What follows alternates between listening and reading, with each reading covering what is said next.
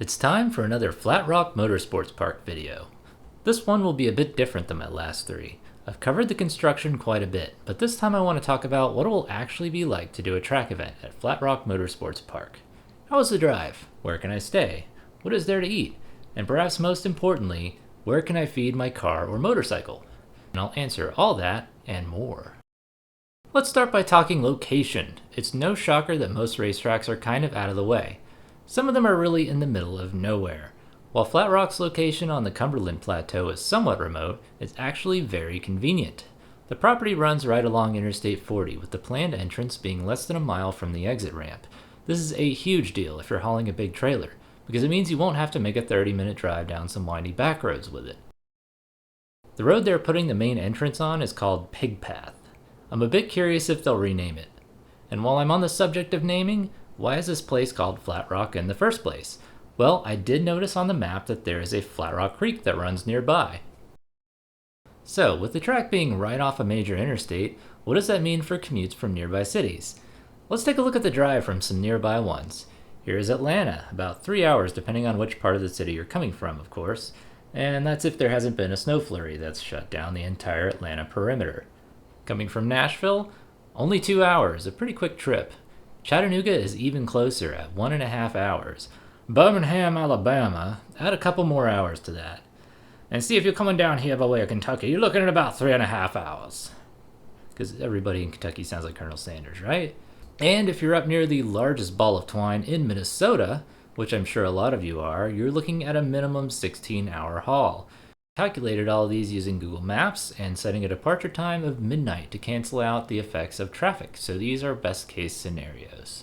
You also might notice that Flatrock sits just west of a time zone border. It is in Central Time, but if you drive a few minutes east down the interstate, you will be transported 1 hour into the future, into Eastern Time.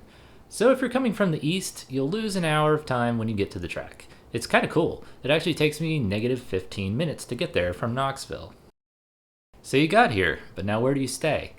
Well, there are plans for a hotel near the entrance, but until that is built, you have a few nearby options. 10 minutes down the interstate to the east, you'll find the small towns of Rockwood and Harriman, Tennessee. Harriman, which was so named because it was founded by local Sasquatch. There are a few hotels here right off the interstate that are pretty convenient to Flatrock. If you're coming from out west, there is a group of hotels in Crossville, Tennessee. If you're looking for more upscale-ish options, 30 minutes east on 40 will get you to the hospitality, dining, and retail mecca that is Turkey Creek, just west of Knoxville. If camping is more your thing, Flatrock has plans to cover that as well. There are also a few nearby campgrounds if you prefer to be a little more out in the woods. Now you're here, you got a place to sleep. What you's got to eat around here? There's actually a restaurant and bar at the boat place down the road from the track. I haven't been there yet, but I may check it out next time I'm out that way. I hear it has karaoke. If you want something quick, there are numerous fast food options down the interstate in Harriman, about one Led Zeppelin song away. And there's a Cracker Barrel, hell yeah! Flatrock has plans for a restaurant too. Not sure what kind, but I'm hoping they'll have some kind of paddock grill like VIR and Road Atlanta.